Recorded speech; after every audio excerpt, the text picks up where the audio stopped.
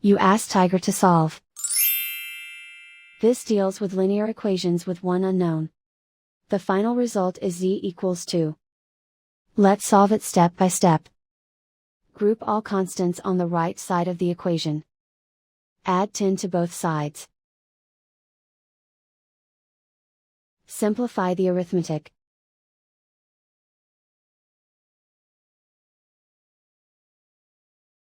Isolate the z. Divide both sides by 5. Simplify the fraction.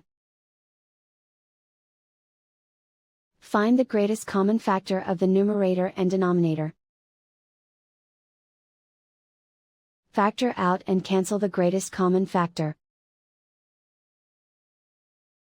And so the final result is z equals 2.